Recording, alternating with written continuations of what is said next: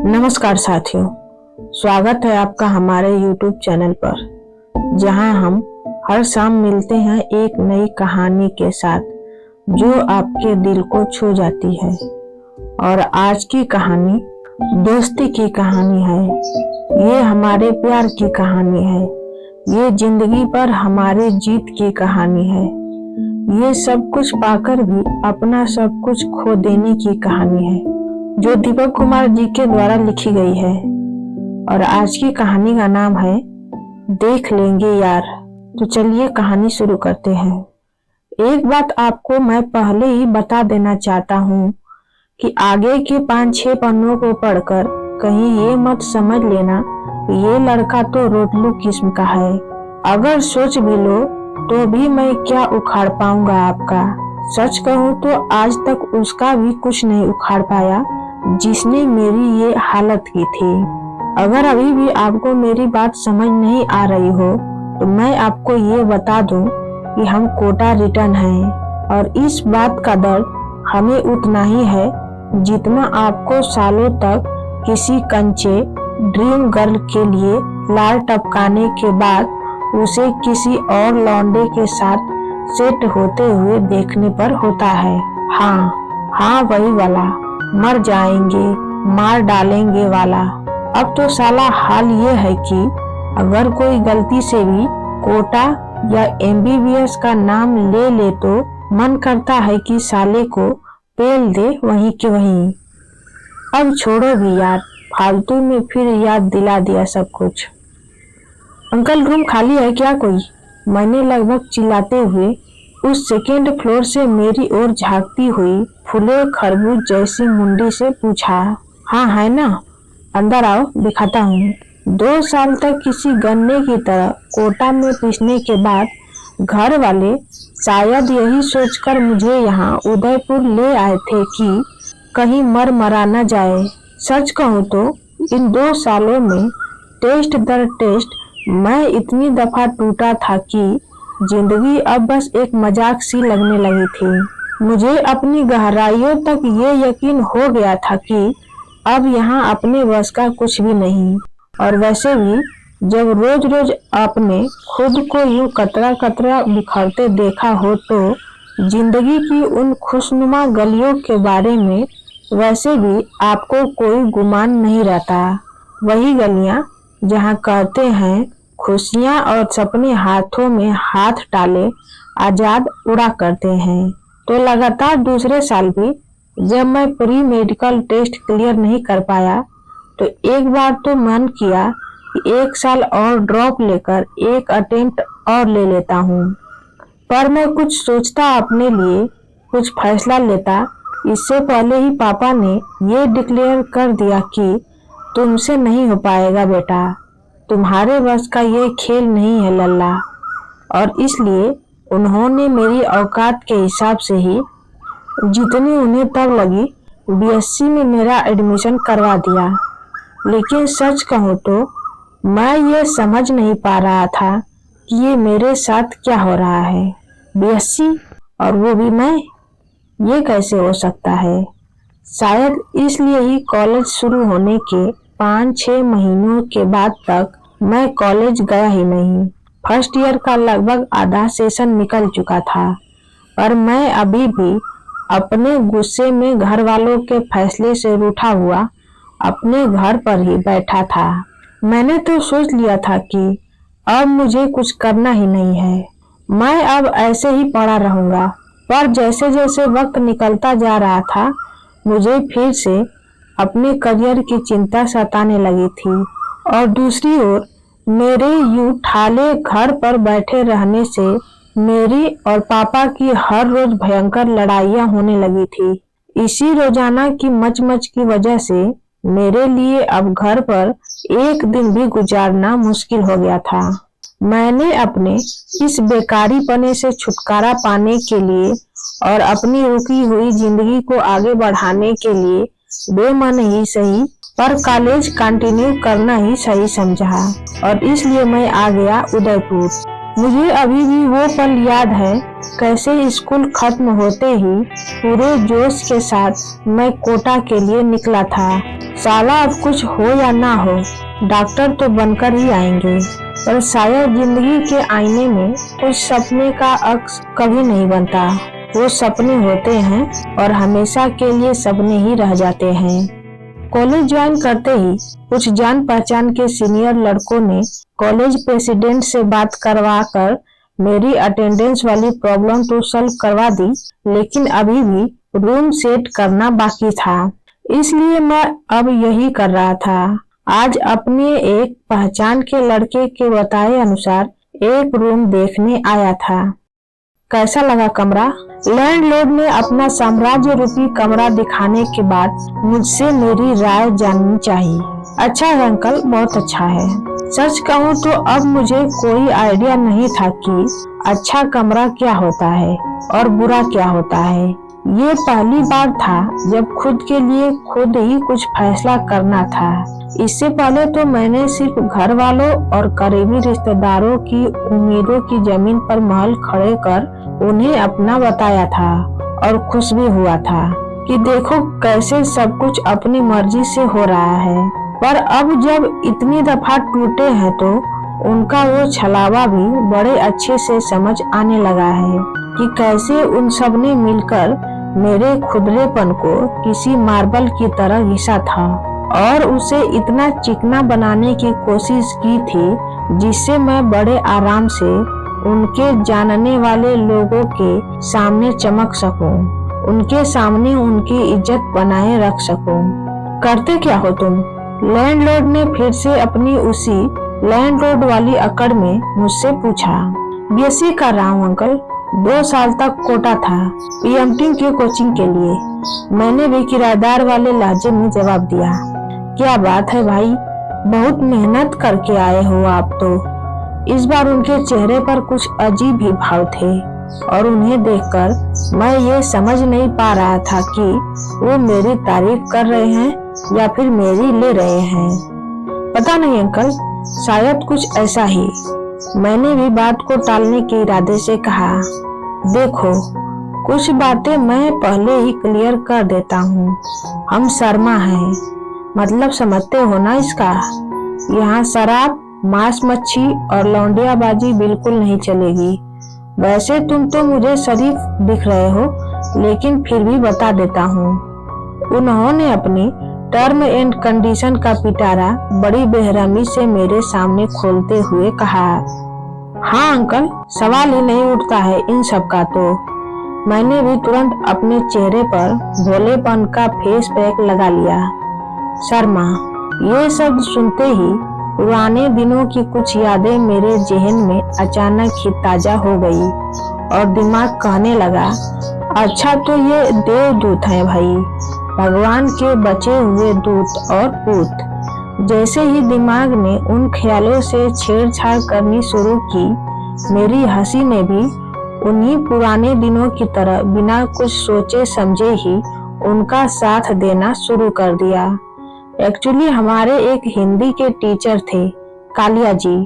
उनके नाम की तरह उनकी शक्ल सूरत भी उतनी ही काली थी। मैं शर्त लगा सकता हूँ कि फेयर एंड लवली वाले अपनी पिछाड़ी का दाम भी लगा देना, तब भी उन्हें एक शेड भी गोरा नहीं कर सकते। लेकिन इसके इतर यहाँ खास बात तो ये थी कि उनको भगवान और इन पंडितों जिनको वे देवदूत कहते थे, उनसे बहुत ही ज्यादा चिढ़ थी। अब ये तो कालिया जी और उनकी धर्मपत्नी ही बता सकते हैं कि इन देवदूतों ने उनका क्या बिगाड़ा था। जब भी कभी किसी चैप्टर में कहीं ब्राह्मण, पंडित या ज्योतिषी लिखा आ जाता तो वे शुरू हो जाते और माँ कसम तब उनकी बातें सुनकर पूरी क्लास का हंस हंस कर बुरा हाल हो जाता। उनको सुनना तब किसी भी कॉमेडियन शो से कम नहीं होता था। चाय लोगे क्या? देवदूत ने दिल की दरिया दिली दिखानी शुरू की। नहीं अंकल, थैंक यू। अरे जनाब, चाय को भी कभी मना नहीं करते, ये तो अमृत है। बस 2 बूंद चढ़ने दो इसकी और फिर देखो कैसे शरीर और दिमाग दौड़ने लगता है। ठीक है अंकल, मैंने उनकी 2 टके की फिलोसफी में न चाहते हुए भी अपनी हामी भरते हुए कहा, मतलब ले रहे हो ना। इस बार उनके माथे की लकीरें पहले से ज्यादा गहराई लिए हुई थी। हाँ अंकल, शर्मा अंकल, नाम शायद प्रदीप था उनका। तब उनकी शक्ल को देखकर मुझे आंटी पर तरस आ रहा था और उनका पेट देखकर उनके चेयर पर दया, जिस पर वो बैठे थे।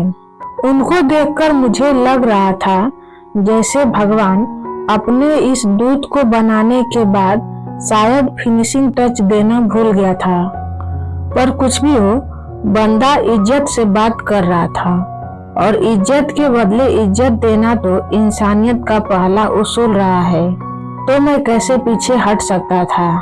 जहाँ तक हो सके मैं भी वही किए जा रहा था। ये लो जनाब, गर्मा गर्म अदरक वाली चाय।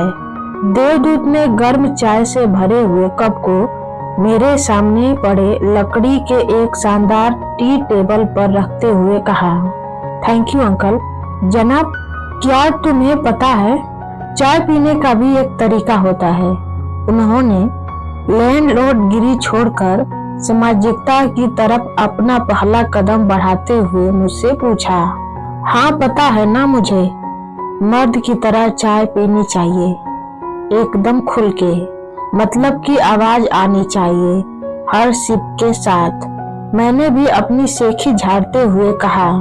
तभी पता नहीं क्यों मेरी बात सुनते ही देवदूत के मुंह से ठुसी हुई चाय तुरंत ही बाहर आ गई और वो खांसते खांसते अपनी हंसी रोकने की नाकाम कोशिश करने लगे। मुझे समझने में ज्यादा देर नहीं लगी। मैंने होशियारी झाड़ने के चक्कर में अपनी ही लगवा ली है। क्या हुआ अंकल, कुछ गलत कर दिया क्या मैंने चाय के कप को वापस टेबल पर रखते हुए कहा। अरे नहीं रे, बस अलग सा कह दिया तूने, कहाँ से सुना ये सब। उन्होंने ये पूछते हुए खुद के इमोशन को थोड़ा सा संभाला। पता नहीं अंकल, शायद किसी मूवी में देखा होगा ये। मैंने अपनी इज्जत को बचाते हुए बोला।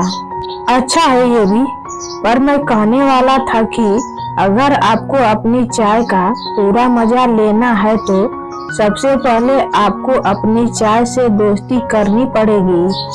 वो अपने चाय के कप को अपनी महबूबा की तरह देखते हुए कहने लगे।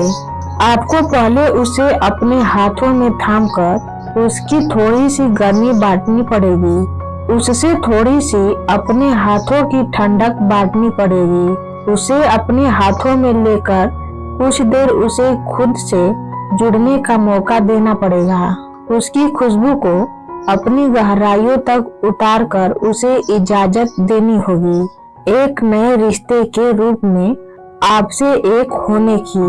और फिर जो रिश्ता बनेगा उसका रंग जिंदगी भर नहीं उतरेगा, वो फिर हर मूड में आपके हाथों में होगी, चाहे आप खुश हो या फिर परेशान।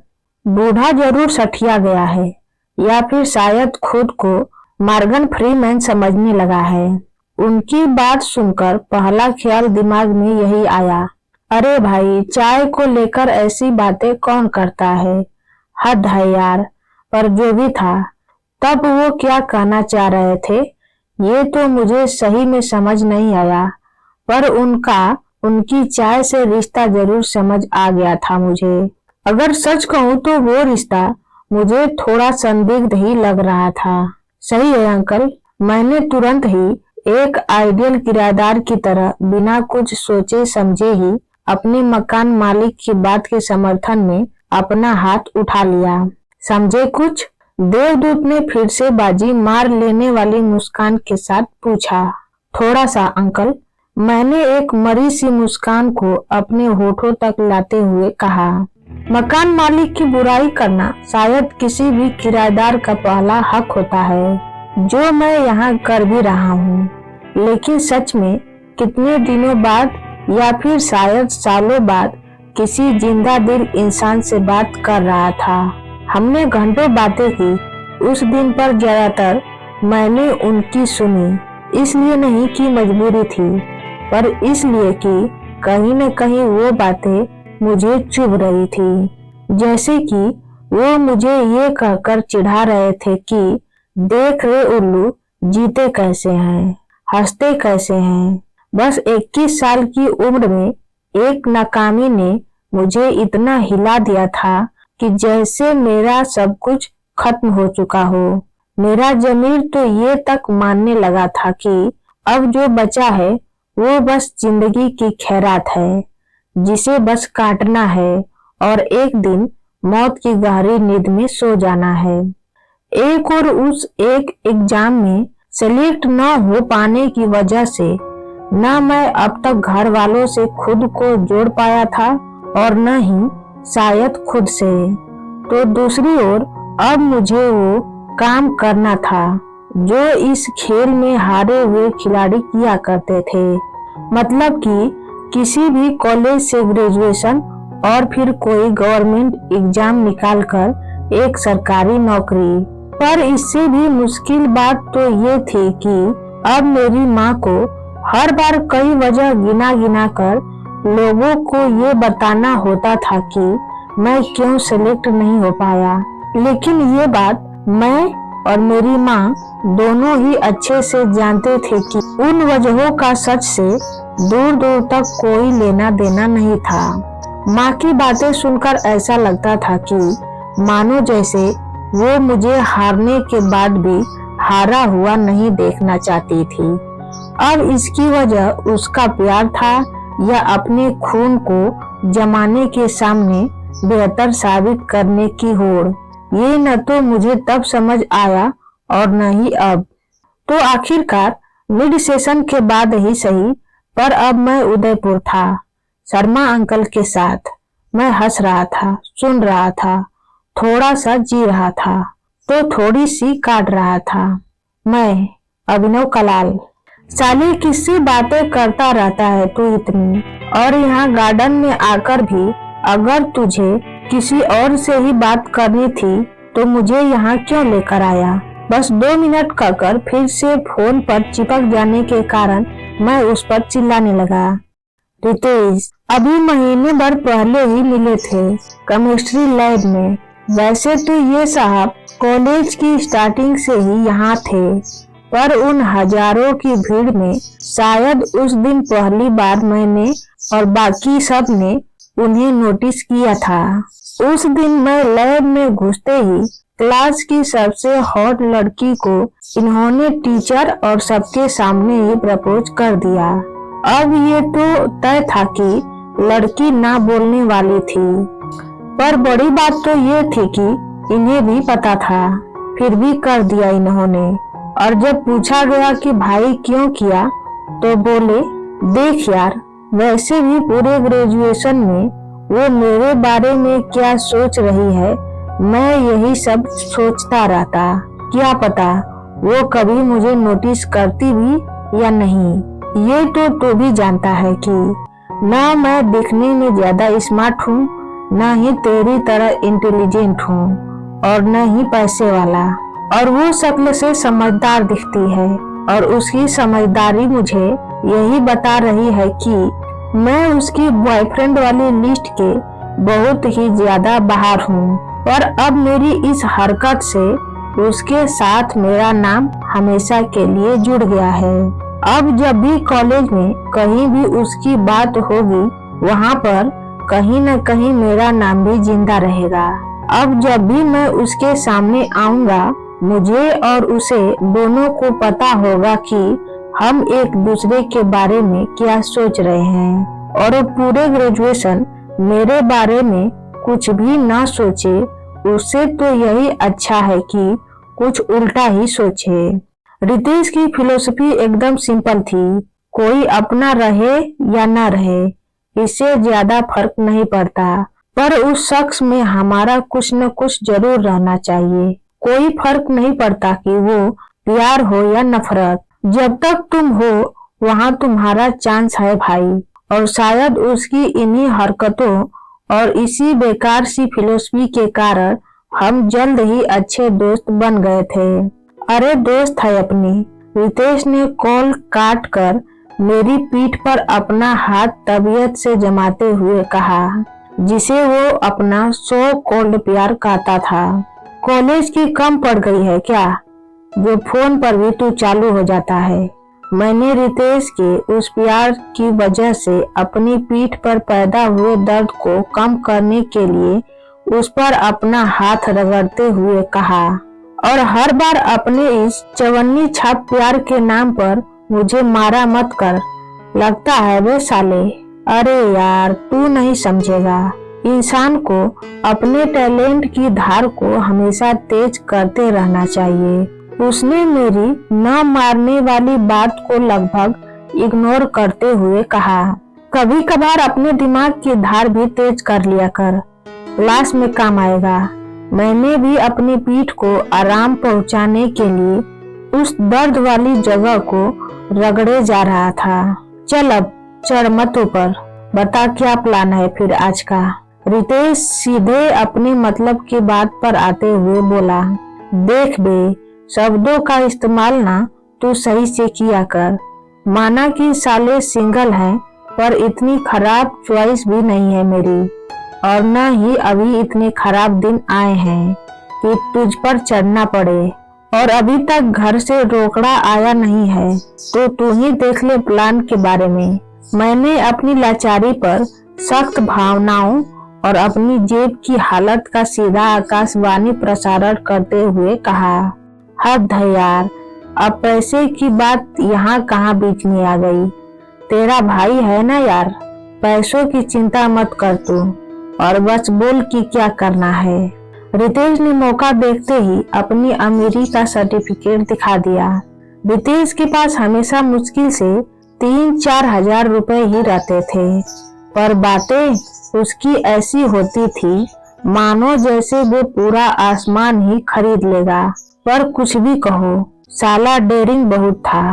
वो हर हाल में जीना कैसे है ये बड़े अच्छे से जानता था। वो भी मेरी तरह एक एवरेज लुकिंग लड़का ही था। चलो ठीक है, थोड़ा सा मुझसे ज्यादा हैंडसम था, लेकिन पता नहीं वो ये सब कुछ कैसे कर लेता था। वो बड़े आराम से कुछ ही दिनों में किसी भी लड़की को इम्प्रेस कर लेता था, और फिर बड़ी आसानी से बाकी सब कुछ भी। अब बाकियों का तो पता नहीं, पर मुझे तो कहीं न कहीं पूरा यकीन था कि उस साले की कामदेव से तगड़ी वाली सेटिंग थी, और दूसरी ओर इसके इन कारनामों से मैं ये भी समझ गया था कि गर्लफ्रेंड बनाने में शक्ल का कोई ज्यादा लेना देना नहीं होता। फिर भी मैं अब तक कुछ भी नहीं कर पाया था। मेरा कॉन्फिडेंस तो उस लेवल पर था जहां से मुझे तो बस यही लगता था कि अपन तो किसी भी लड़की के लायक ही नहीं है, तो खुद की सामने से बेइज्जती करवाने से तो अच्छा है कि साला किसी के लिए ट्राई ही न किया जाए, और इसलिए ही अपन किसी न किसी बहाने का टैग लगाकर इस ट्राई वाली बात को खुद से दूर ही रखा करते थे। पर अगर लड़कियों की बात छोड़ दी जाए तो बाकी सब मैटर्स में अपने भी अलग ही नखरे थे। चाहे अपनी औकात एक पैग की ही क्यों न थी, पर अपन को ब्रांड अपने वाली ही चाहिए थी, और चखना भी अपनी पसंद का। पर दूसरी ओर रितेश को कभी कुछ नहीं फर्क पड़ता था, चाहे उसके पास पैसे हो या नहीं, चाहे कोई उसके साथ हो या नहीं। न कभी उसे ब्रांड की चिंता होती थी और न ही कभी चखने की।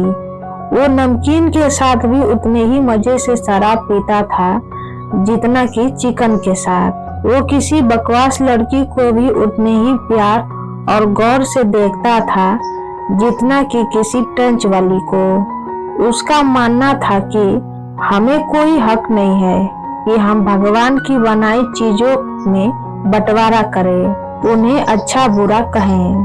कितने हैं तेरे पास? मैंने रितेश की अमीरी से पर्दा उठाने के लिए उससे पूछा। 200-300 रुपए होंगे, बाकी का तू देख ले। क्या लेगा फिर? ठंडाई बियर पियेंगे आज तो। वो अपनी बहू को ऊपर उठाते हुए बोला। और कहाँ पर? तेरे रूम पर। और कहाँ? रितेश गार्डन की उस सीमेंटेड चेयर से उठते हुए बोला। सही है, क्यों तेरे घर पर क्या हुआ है? वहाँ जाएंगे आज। मैं भी रितेश के पीछे पीछे खड़ा हो गया और फिर हम दोनों गार्डन के बाहर खड़े मेरी स्प्लेंडर की ओर बढ़ने लगे। वहाँ पर वो बात नहीं है यार जो तेरे रूम में है। मन लगा रहता है वहाँ, उसने बाइक के पीछे बैठते हुए कहा। आज मौसम बड़ा बेईमान है। किसी महान आदमी ने कहा है कि आपकी कब, कहाँ और कैसे लगने वाली है ये पहले से ही तय है। आपका काम बस इतना है कि सही वक्त पर अपनी लेकर वहां पहुंच जाएं और फिर आराम से बैठकर तमाशा देखें।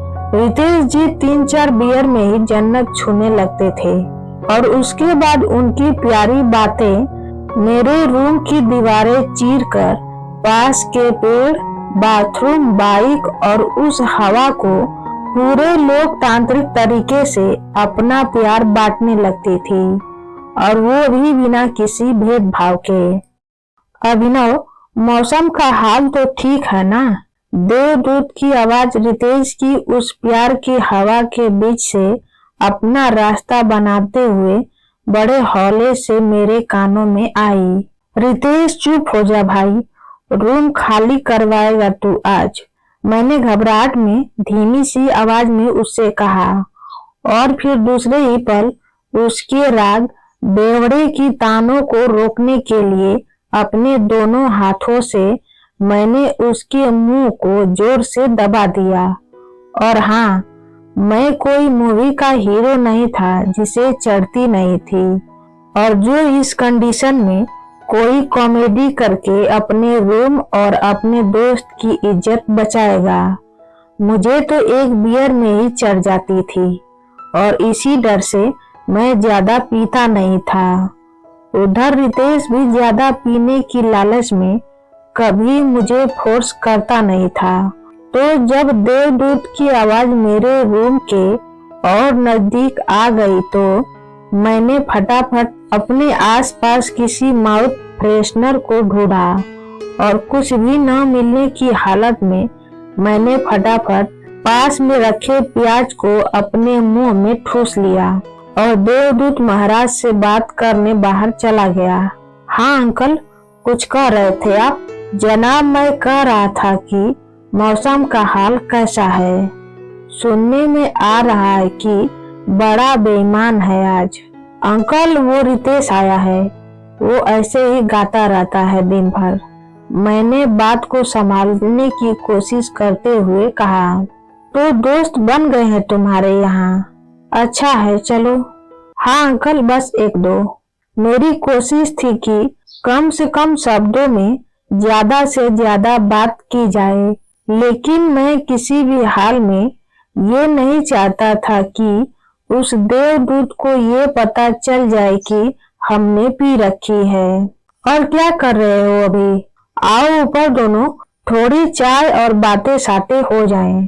देवदूत ने फिर से बेवक्त बेमाहौल अपनी सामाजिकता की गंध फैलानी शुरू कर दी और दूजे ही पल में मैं धीरे धीरे खुद को उस गंध में फंसता हुआ महसूस करने लगा। पर दूसरी ओर मुझे ये भी अच्छे से याद था कि चाय को मना नहीं करते हैं, पर तब की हकीकत चीख चीख कर ये कह रही थी कि अगर यहाँ लंबे वक्त फ्री वाली चाय पीनी है तो आज तुझे इसे मना करना ही पड़ेगा।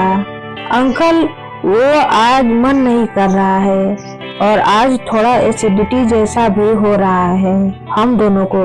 मैंने बड़े हौले से अपने पेट पर हाथ घुमाते हुए खुद को और अपने रूम को बचाने की एक और कोशिश की।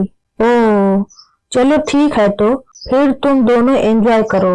और हाँ, अगर तुम दोनों की एसिडिटी ठीक न हो तो ऊपर से नींबू ले जाना, आराम मिलेगा। तुम्हें तो पता ही होगा कि अगर सोमरस का असर गानों तक पहुंच जाए तो नींबू आराम देता है। उन्होंने वापस अपने रूम की ओर जाते हुए कहा।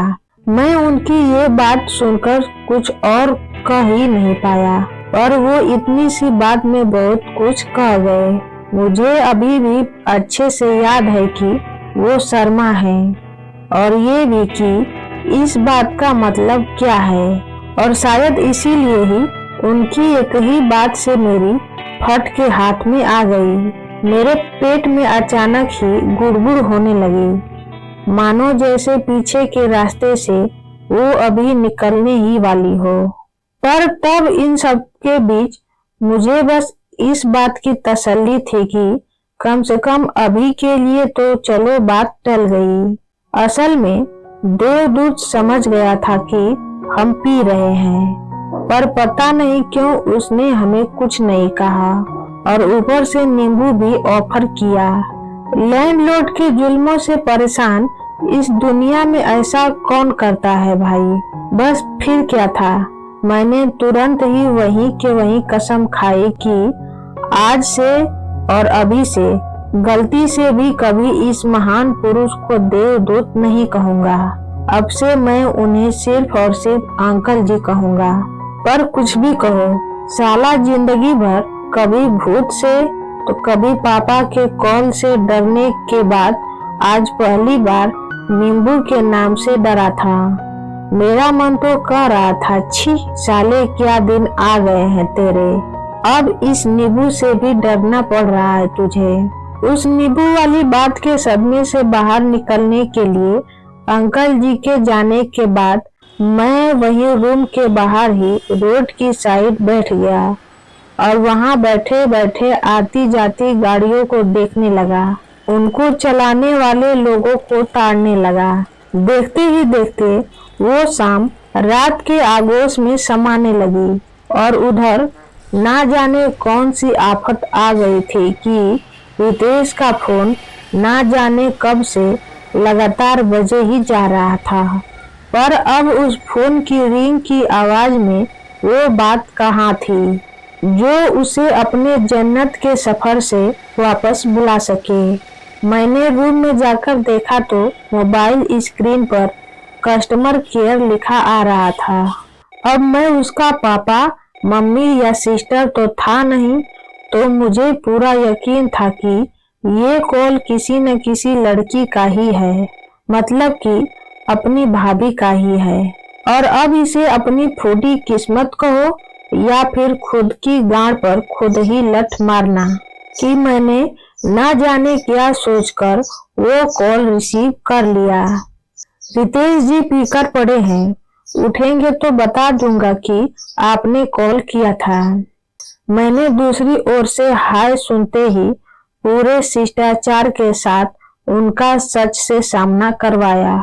मतलब क्या है तुम्हारा, तुमने दारू पिलाई उसे? भाभी जी ने अपनी स्वीट सी आवाज में गुस्सा और पागलपन बराबर लेवल में मिलाते हुए कहा। ओ हेलो, हिसाब से बोलो पहले तो, वो बाप है मेरा पीने में, मैं क्या पिलाऊंगा उसे। मैंने सफाई देने के साथ साथ अपने चरित्र का बचाव किया। मतलब तुमने भी पी रखी है। भाभी ने सीआईडी का झंडा उठा लिया। हाँ तो क्या, इस बार ऐठ कर बियर की तन्नाटी बोली। बिगड़ गया है वो तुम जैसे दोस्त के साथ रहकर। शर्म नहीं आती क्या तुम्हें ये सब करके? भाभी अब अपनी औकात से ज्यादा बोलने लगी। आती है ना, अभी भी आ रही है तुमसे बात करके। अब मेरी माँ बनने की कोशिश मत करो। तुम्हारा बॉयफ्रेंड होश में आएगा तब उसकी बनना ज्यादा सूट करेगा। मैंने भाभी सब छोड़कर उसे लगभग झाड़ते हुए कहा। होशियारी की पोटली, जबान संभाल के बात करो तुम। रितेश सिर्फ दोस्त है मेरा, वो भी लगभग चीखते हुए बोली। पता नहीं वो दिन कब आएगा जब लड़कियां गीता पर हाथ रखकर कसम खाएंगी कि वो दोस्त को दोस्त और बॉयफ्रेंड को बॉयफ्रेंड कहेंगी। भगवान जाने उन्हें ये कब समझ आएगा कि उनके इस कंफ्यूजन से मर्द को कितना दर्द होता है। हाँ वही तो कह रहा हूँ, तुम्हारा दोस्त बियर फिर हावी होने लगी। तुम्हारी सोच सड़ चुकी है, समझे? मुझे यहीं से पता चल रहा है कि तुम क्या सोच रहे हो। बहुत काम है मुझे तुम्हारे बारे में सोचने के अलावा भी। वो बियर पता नहीं कहाँ से ढूंढकर मेरे गुमशुदा एटीट्यूड को मेरी आवाज तक ले आई। मैं तब उसकी उस बेदिमागी बेतुकी बकवास पर चिल्ला रहा था, या शायद गुस्सा कर रहा था, या शायद कुछ और ही, पता नहीं क्या था वो। पर वो जो भी था, सच कहूँ तो मुझे बहुत मजा आ रहा था उसमें। एक बात बताओ, तुमने भी पी है, उसने भी पी है, तो तुम्हें क्यों नहीं चढ़ी? उसने अपने दिमागी घोड़े को रेड बुल पिलाते हुए एक भारी वाला सवाल मेरी ओर दागा। मर्जी भाई शराब की, उसको नहीं चढ़ना था नहीं चढ़ी। मैंने भी अपने एटीट्यूड पर पकड़ जारी रखी। स्मार्ट बनने की कोशिश मत करो और बताओ कि ठीक तो है ना वो। उसने अपनी पागल जैसी बातों को तुरंत ही केयर मोड पर सेट कर लिया। हाँ और क्या, शराब पी है, कोई जहर नहीं। मैं बिना पिघले हुए अपनी वाली पर ही अड़ा रहा। पर फिर भी यार, जितनी फिक्र तब उसे रितेश की हो रही थी, उतनी फिक्र तो मुझे भी रितेश की नहीं थी, और शायद नहीं रितेश को खुद की। पर हाँ, इतनी फिक्र करने के बाद भी वो सिर्फ उसकी दोस्त थी, इससे ज्यादा कुछ भी नहीं। साला चूतिया समझा है क्या हमको? मेरे दिमाग में तब यही सब कुछ चल रहा था, और एक अफसोस भी कि साला मेरी ऐसी कोई दोस्त क्यों नहीं है। हाँ पता है मुझे, कब तक ठीक होगा वो? उसने फिर से झल्लाते हुए पूछा। यार, तुम्हारी हर बात मुझे ये दिखा रही है कि तुम कितनी इडियट हो। अब ये बताओ कि ऐसी बातें तुम सिर्फ मुझे दिखाने के लिए कर रही हो, या फिर यही तुम्हारा नेचुरल फ्लो है? इस बार मैंने सीधा हाइड्रोजन बम फेंका। तुम्हारी इतनी हिम्मत कैसे हुई फटीचर कहीं के? तुम मुझे इडियट कहो। वो किसी जवान कड़क बिजली की तरह चमकते हुए चिल्लाई। एक तो जबरदस्ती गले पड़ रही हो और ऊपर से कुछ भी बके जा रही हो, गवार कहीं की। मैंने भी उसकी बात को अब अपनी इज्जत पर ले लिया। कोई शौक नहीं है मुझे तुम्हारे जैसों के गले पड़ने का, फटीचर कहीं के। उसकी एक और कोशिश और उसके जवाब में मैं कुछ और कह पाता, उसके पहले ही वो बीप बज गई, जिसने पहले भी मेरे जैसे हजारों को लाचार छोड़ा था। देखो यार, वो भाभी थी अपनी, दिल में कोई बैर वैर नहीं था उसके लिए, पर खुद की बेइज्जती भी कैसे होने देता। माना कि हम धर्मेंद्र नहीं थे, पर माँ का दूध तो पिया ही था ना।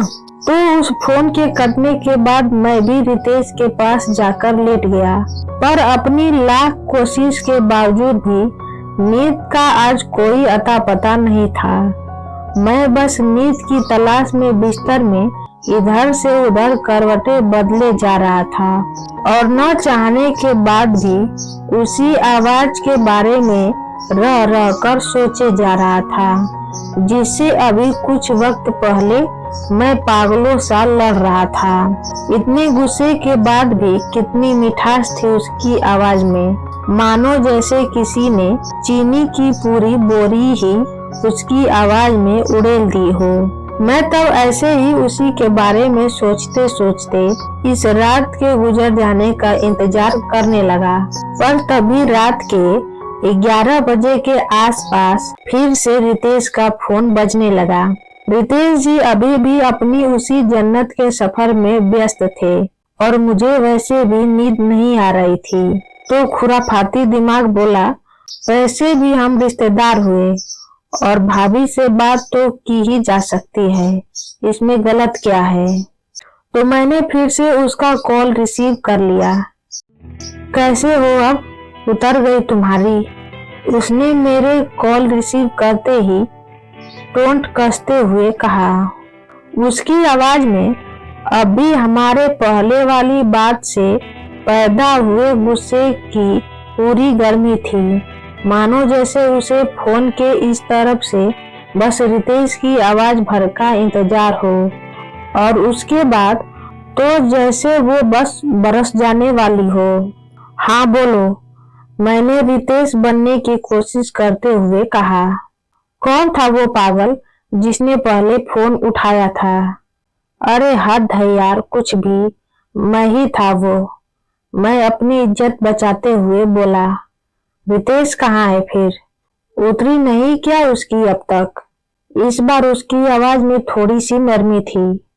नहीं, सो गया है वो, सुबह तक ठीक हो जाएगा, तुम टेंशन मत लो। मैंने भी उसकी नर्म आवाज को सहेजते हुए कहा। ओके, और तुम्हारी उतरी कि नहीं?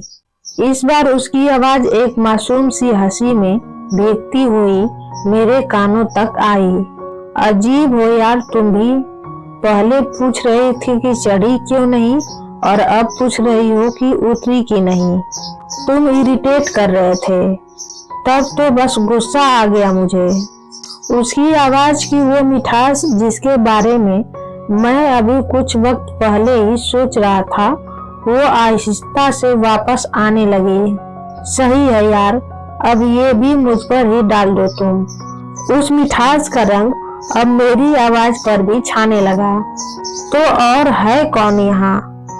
तुम पर ही आएगा सब। अच्छा, पर तुमने अपना पता तो बताया ही नहीं। मैंने तुरंत ही शाहरुख खान मोड में आते हुए पूछा। पता? अरे आपको कहते क्या हैं? विधि। और आप जनाब? अभी मतलब अभिनव। मैंने अभी पर ज्यादा जोर देते हुए कहा, जैसे कि मैं उसे ये बता देना चाहता था कि अगर तुम मुझे अभी बुलाओगे तो मुझे ज्यादा खुशी होगी। इतना शोर किस बात का हो रहा है वहाँ? मैंने कुछ लड़कियों के चिल्लाने की आवाज सुनकर उससे पूछा। मैं हॉस्टल में रहती हूँ और लग रहा है कि आज किसी का बर्थडे है, तो एंजॉय कर रहे हैं सब। तो तुम्हें नहीं जाना क्या एंजॉय करने? नो थैंक्स, ठीक हूँ मैं यहीं। कहीं तुम बोर तो नहीं हो रहे हो ना? उसने शरारत भरी आवाज में मुझसे पूछा, जैसे उसे मेरा जवाब पहले से ही पता हो। नहीं तो, ऐसी कंपनी तो नसीब वालों को मिलती है यार। मैंने अपनी बात पर मक्खन लगाते हुए कहा। ये तारीफ थी या शायद वो मक्खन ज्यादा लग रहा था उसे? तारीफ थी यार। तुम्हें भरोसा नहीं है क्या खुद पर? तुम पर नहीं है, तुम कुछ भी बोल सकते हो। उसकी आवाज थोड़ी सी बदमाशी लिए थी। वाह रमेश सर, बहुत जल्द ही पहचान लिया तुमने मुझे। मैं हंसने लगा। करते क्या हो तुम? उसने एक सधी हुई आवाज में पूछा। देखो यार, अब ये पूछकर माहौल की ऐसी तैसी मत करो तुम। मैं गम और गुस्से के मिक्स फ्लेवर में बोला। अब क्या हुआ? मैंने तो कुछ कहा ही नहीं। यार तुम्हारे ये सवाल मेरे जले पर नमक छिड़क रहा है। मतलब कोटा था यार पहले मैं उसके सवाल का फिल इन द ब्लैंक्स भर दिया। ओह चलो फिर तो सही में ही रहने दो, मैं समझ गई। उसने शायद मेरे जख्मों को पुचकारते हुए कहा। ये एक नाम कोटा अपने साथ बहुत सी कहानियां समेटे हुए है। इसे कोई फर्क नहीं पड़ता कि आपने कौन सी कहानी सुन रखी है या फिर आज तक सुनी भी है कि नहीं। अगर सामने वाला इस जगह का नाम लेकर दुख से मुंह लटकाए बैठा है तो हो सकता है आप उसकी कहानी का पता नहीं लगा पाए। पर एक चीज है जिसके बारे में आप बड़ी आसानी से पता लगा सकते हैं, और वो है उस कहानी का अंत, जो हमेशा एक सा ही रहता है। दूसरी ओर इस हादसे के बाद समझदार लोग इतनी सिंपैथी तो दिखाते ही हैं कि वो आपसे इस हादसे के बारे में कोई बात नहीं करते। और तुम क्या करती हो? मैंने पूछा। बीएससी इन बायोटेक, उसने थोड़ी सी हंसी के साथ कहा। अच्छा जी, मैं ठीक है ये भी वाले टोन में बोला। सोना नहीं है क्या तुम्हें? विधि ने बात को चेंज करते हुए पूछा। नींद नहीं आ रही है यार। क्यों? बस सो नहीं पाता कभी कभार। मेरी आवाज ने फिसल कर अचानक ही उदासी का दामन थाम लिया, जैसे वो विधि की थोड़ी सी केयर की उम्मीद में हो। तुम कहो तो लोरी सुना दूं? विधि ने लगभग हंसते हुए कहा। रहने दो यार, बेकार ही आसपास के जानवर जाग जाएंगे। मेरी इस बात पर हम दोनों थोड़े ही सही पर पहली बार एक साथ हंस दिए। उस रात देर तक बातें की हमने, जैसे हम दोनों अपना अपना सफर छोड़कर कुछ देर के लिए रुक गए हों। बिल्कुल वैसे ही जैसे अचानक ही पीछे से किसी के हाथ लगाने पर हम अपना सफर छोड़कर कुछ पल के लिए पलट जाते हैं, ये देखने के लिए कि कौन है। अगर कोई अपना मिल जाए तो हम ठहरते हैं और उससे बातें करने लगते हैं, और अगर कोई अनजान हो तो हम वापस अपने सफर पर चल देते हैं। उस रात हम दोनों भी रुक गए थे।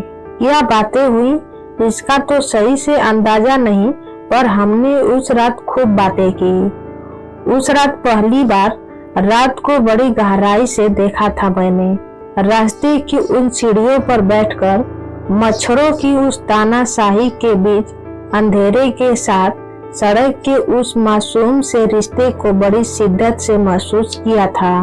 मैंने महसूस किया था कि कैसे रात का अंधेरा और उसकी वो हल्की ठंड बेघर लोगों और जानवरों को सुलाने के लिए लोरियां लेकर आती हैं, और वो लोग भी अपने अधूरेपन और अपना खाली पेट लिए इस सुकून में सो जाते हैं कि ये रात उनके लिए एक नए रंग की सुबह लेकर आएगी और फिर सब कुछ ठीक हो जाएगा। सच कहूँ तो उस रात ने सबको सुलाकर कुछ जगा दिया था मुझ में।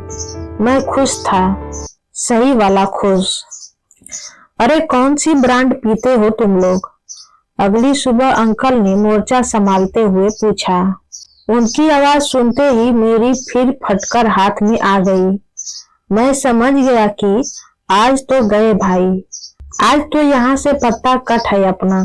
तभी पलक झपकते ही एक ओर से मेरा दिमाग ये सोचने में लगा कि अब इस बात को कैसे संभालूं, तो उसकी दूसरी ओर वो ये सोचने लगा कि अगर यहाँ से रूम खाली करना पड़ा तो नया रूम ढूंढने की मशक्कत कौन से एरिया से शुरू करनी है, और साथ ही साथ इस बात के लिए रितेश को जो गालियां देनी है उस मेन्यू में कौन सी गालियां किस किस ऑर्डर में रखनी है। क्या अंकल? मैं कुछ समझा नहीं। मैंने तुरंत ही नादानी के तालाब में डुबकी लगा दी। अच्छा, तो अब ये भी समझाना पड़ेगा मुझे। अंकल तुरंत गंगाधर से शक्तिमान बन गए। मतलब कि लैंडलॉर्ड जो कि शर्मा है उसके अवतार में आ गए।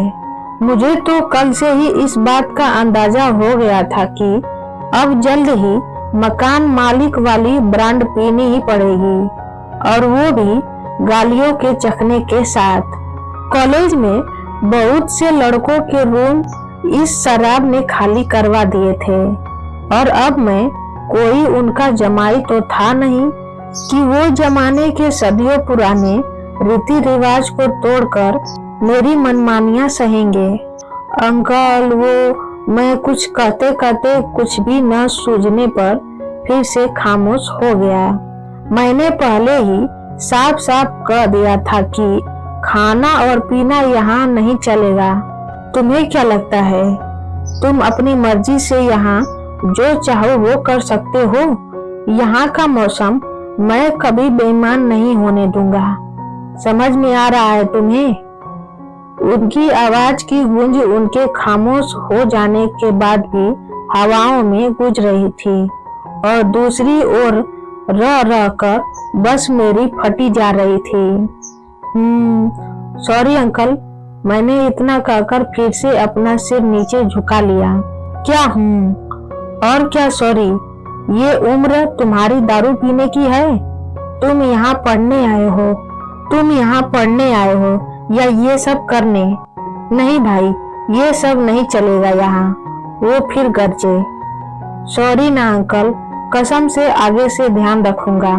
मैं लगभग गिड़गिड़ाया, नहीं, हमें ऐसे किराएदार नहीं चाहिए, हमारी भी इज्जत है आसपास। तुम आज ही खाली कर दो रूम और रेंट वापस मिल जाएगा। ये गलती से भी सोचना मत, मुझे ऐसे लड़की अपने यहाँ नहीं चाहिए जो दारू पीकर तमाशा करे। अरे मोहल्ले के लोग क्या सोचेंगे हमारे बारे में? मैंने बताया था ना कि हम शर्मा हैं।